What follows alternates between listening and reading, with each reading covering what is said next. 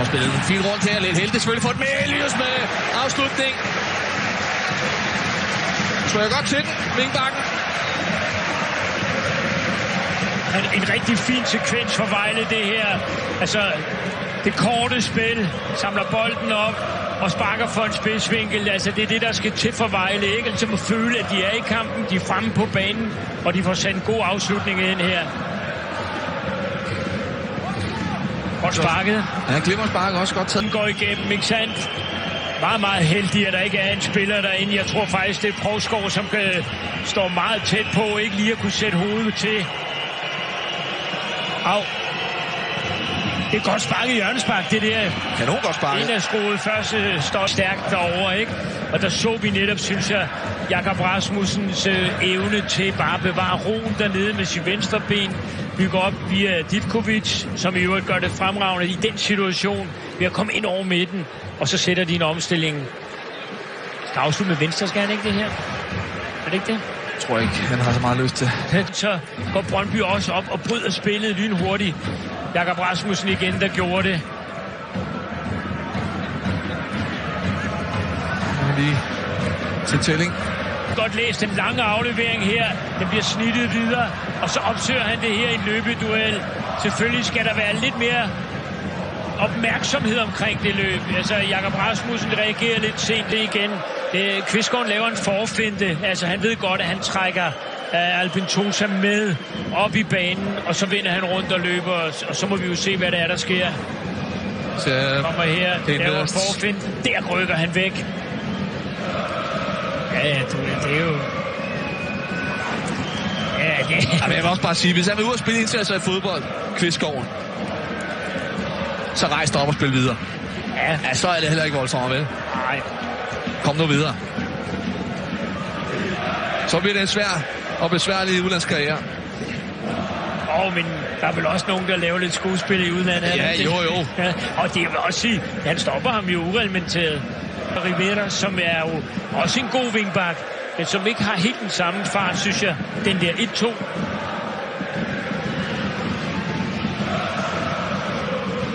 Det er, at de bare skal spille ned i rummet, og så lader han tage løbduellerne. Ja, eller få den hurtigere ud til ham, så han netop har muligheden for at opsøge en 1-2, ikke? Men din igen, der tager han igen, apropos den her hurtighed. Lad os se, hvem der kommer ind og takler. Det er Divkovic går ind. Det er Divkovic, ja. Det er super kommer ned af Det er super kommer ned, og det er lige netop det, du skal som vingbak, ikke? Der skal du ind og være brandmand og rydde op. Og et gode angreb, de laver her, Vejle. Igen. Indlægget.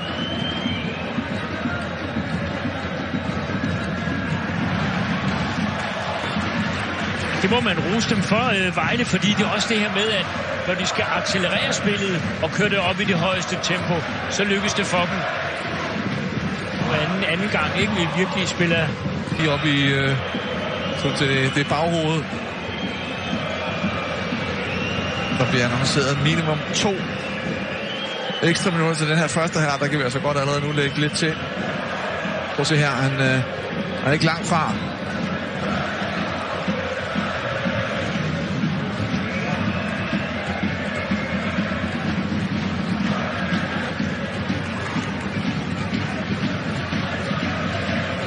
Og den går ondt.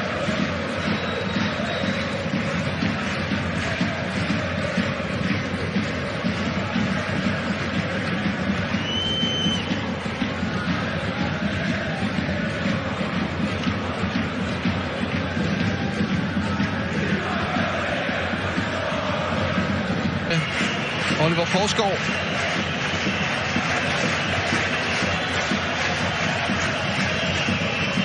For tæt på keeper Pins. Er ikke helt tilfreds. Pentosa der. Nej, det er klart. Det er helt klart. Han går med frem netop, fordi det er ham, der skal sparkes efter. Ja, Vejle med de største chancer. Helt klart. Helt klart. Et Brøndby-hold, som indimellem spiller for langsomt. Jeg synes også, de tror dybden for lidt. Jeg synes, de skal bevæge sig meget. Blandt andet Greve. Spillere fra centralt område skal søge dybden meget mere ned bag ved Vejles forsvar, når de er i boldbesiddelse. Og så selvfølgelig tempo i afleveringerne. Der er meget forbedret der, synes jeg, for Brøndby. Jo, så ser vi for forbedret det Brøndby til anden halvleg. Status i hvert fald her efter de første, ja, det blev kamp 48 minutter. 0-0 mellem Vejle Boldklub og Brøndby IF. Nu holder vi en kort pause, og så er vi selvfølgelig tilbage med nogle reaktioner, og også de holdepunkter, der har været. Når vi er færdige med kampen her i Vejle, så husk, at Mads Laudrup, Kent Emil Petersen og Ken Ilsø blænder op for Offside. Der skal de selvfølgelig tale meget mere om den kamp, vi er i gang med lige nu, og så får de også besøg af FC Københavns Jordan Larsson. Men allerførst så skal vi selvfølgelig have gjort anden halvleg færdig. Vi er tilbage lige om få sekunder. Den er hårfin, men jeg tror, den er god nok. Kvistgaard offside. Jeg kan godt forstå Divkovic. Altså, han ligger herude i venstre side. Og vi kan også høre Jesper Sørensen råbe ind til Vas skift side, da han fører bolden op i midten, fordi der er masser af pladser ude lige pludselig til Divkovic, så de bør spille ham meget mere. En ting er, at han har gjort det godt i først, skal de altså afslutte. Lad os lige se den igen her. Ja, vi laver en rullefinte, og det er jo smart nok, det skal bare lykkes her. Kvistgaard. Ja. Det er latterligt. Er du efter ham i dag? Nej, men prøv at høre, hvorfor? Ja, altså, det er jo ikke i spillet sådan, det der. Det der snyderi der, det gider jeg ikke se på.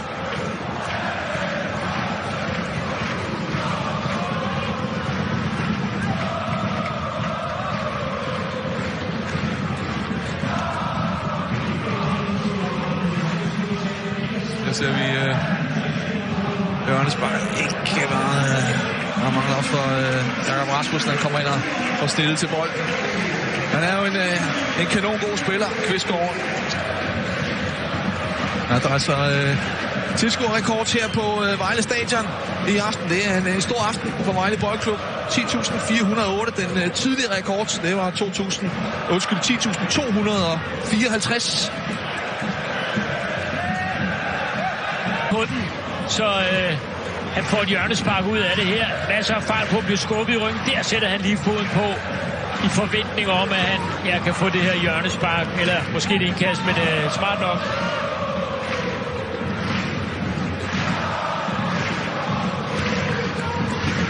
Masser af spillere igen inde i 6-meteren omkring. Og der bliver så skubbet. Kvistgaard, det er Nathan Trotz. Det har han selvfølgelig også set. Jakob Sundberg.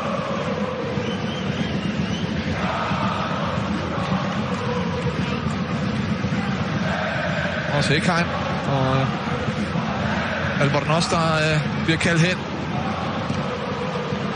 Jeg sidder også på fornemmelsen, jeg gør i hvert fald, Per, at det her det er en etmålskamp, hvis der kommer et mål. Altså det første mål, det bliver et sejrsmål.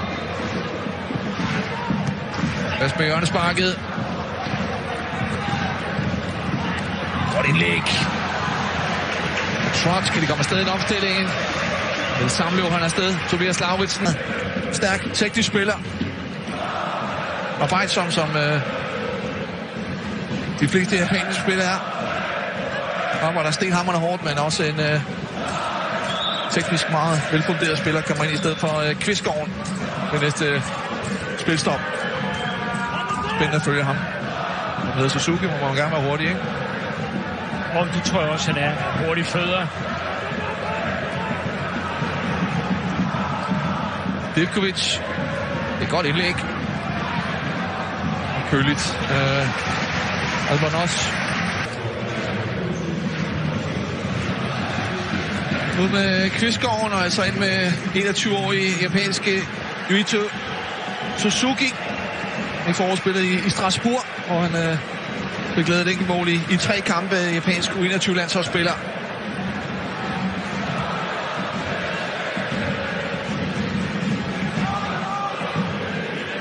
Satolahi. Det er fremragende bold det her fra den store center foran. Ja, det er klasseaflevering. Lang tid, eller lang vej ind, og så med denne her præcision. Og der skal han... en topangriber kommer altså ind til den der.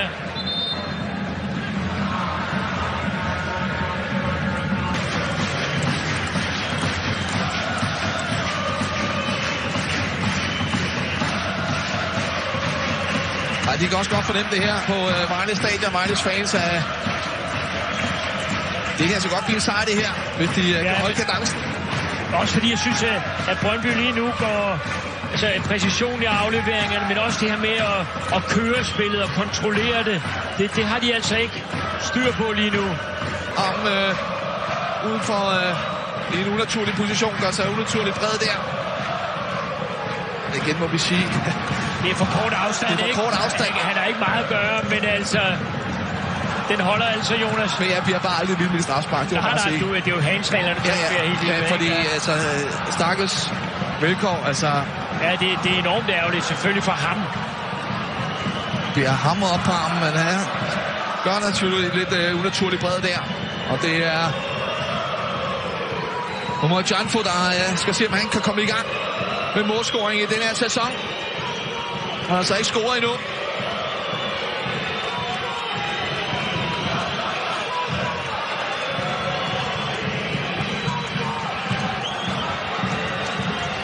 Det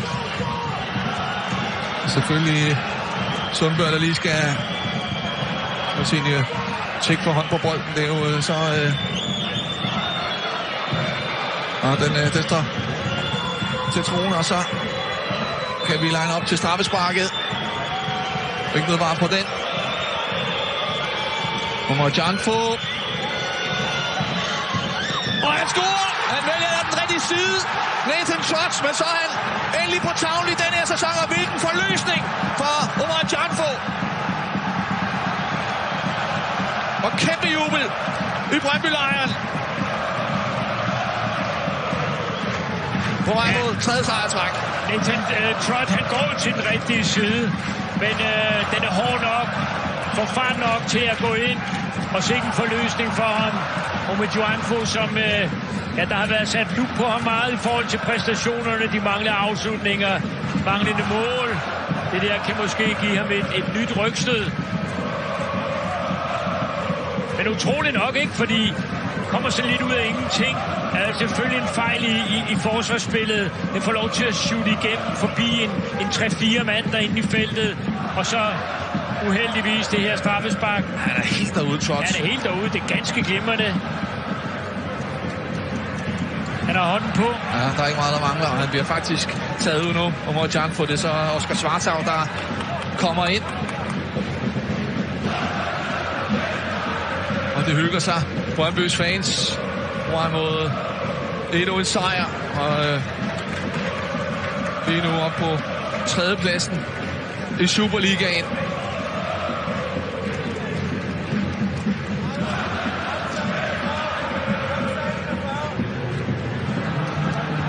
Dorsevis, der også er kommet ind i stedet for Mathias Greve. Mangler måske lidt.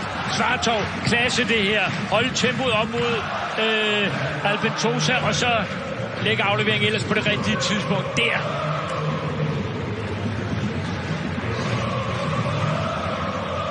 Den bliver sådan lidt en fanfavorit.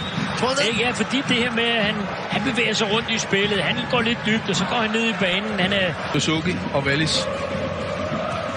Suzuki og Wallis, jamen ja. Det er samtidig. Jo, men jeg tænker fra start. Det giver dig svar i sig selv. Nå, men altså, han er jo angiveligt en lidt tier-type, Suzuki.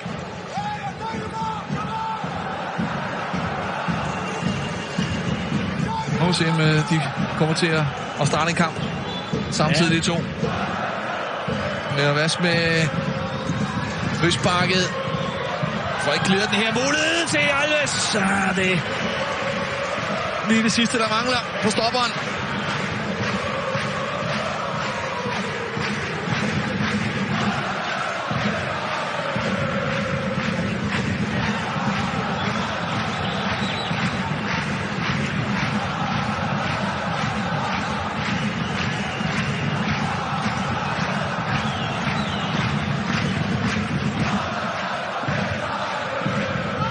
Alves.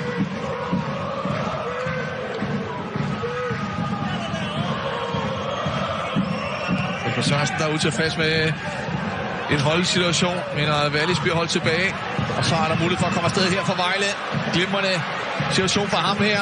Det var, han har farten. Kan han sætte Mensah.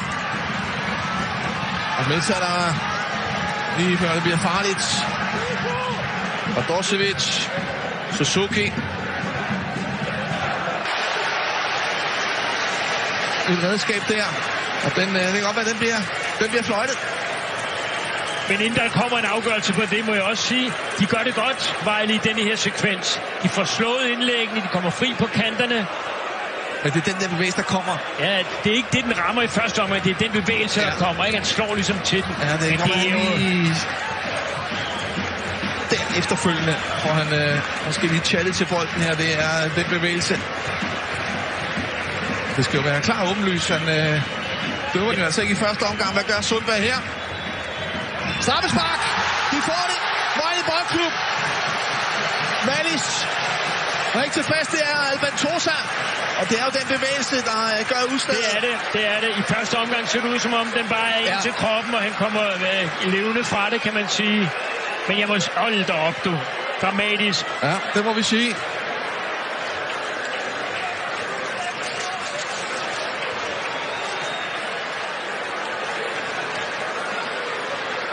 Og det er så Morten Krog, der jeg synes ikke sætter Sundberg ud for lige at få et ekstra kig på situationen.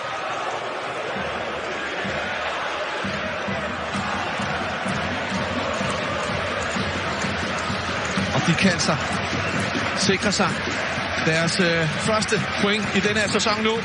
Vejle 2 straffespark har vi haft i aften her i Nørreskoven. Der er unge Vejle-fans, der er nervøse. Sikkert også de ældre modeller. Og det er en kæmpe forløsning, hvis de kan få et point i aften, hvilket jo ikke vil være specielt ufortjent, synes jeg overhovedet. Og Nuga, der skal sparke.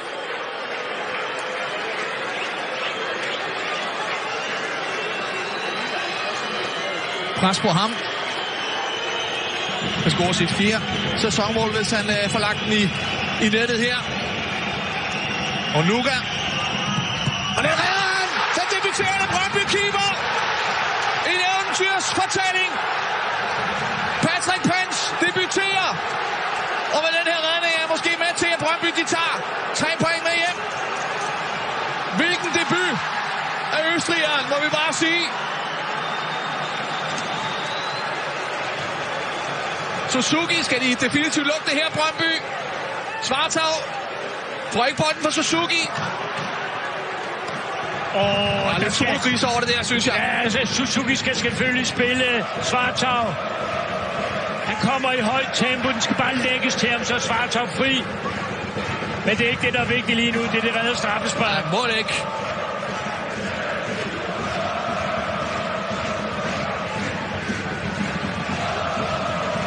Ja, Superligaen bliver bare ved med at give os drama på drama uge efter uge. Det er helt ganske suverænt. Sikke en afslutning her. Ikke slut endnu. Nej, de har selvfølgelig fået lidt ekstra tid. Vejle efter det her straffespark, der skulle ses igennem. I hvert fald 1 minut. Måske 2. Og de skal bare sætte den ind i boksen nu. Og ikke så meget fedtspilleri her. Elvius kommer godt derind. Sætter sig igennem, og han falder uheldigheden ind. Og han falder rigtig uheldigt. Ja, og så kan du se, den måde han ligger med øjnene der. Der er ikke noget vej der mere. Den måde han lige tjekker der. Alves. Du har været efter Kvistgaard på de små ufine tricks, men det her, det er jo heller ikke helt. Ja, det er noget, han falder på. Kan du godt tænke, det gør ondt, ikke? Og så kommer øjnene lige der. Jo, så... Han laver vel det, der hedder en Busquets, ikke? Er det ikke Busquets, vi engang har afsløret i at ligge og kigge op efter? Prøv at se øjnene der. Ja. Det er da ikke galt. Så... 9. tillægsminut. Advarsel til Alban Tosa. Brøndby på vej mod 3. sejr i træk. En god steam, det er ved at sætte sammen nu.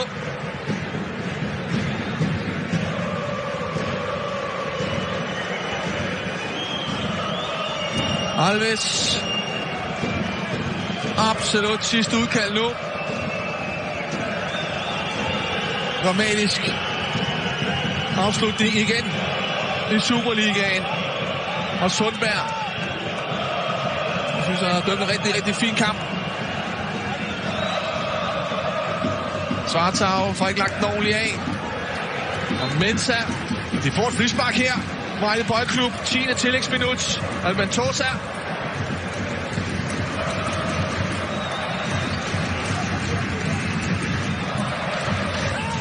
Han er altså også nerve på, selvfølgelig ude hos Jesper Sørensen. Fokus på Albentosa.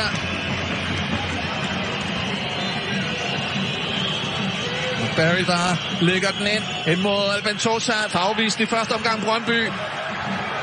Altså nu tilbage til Barry.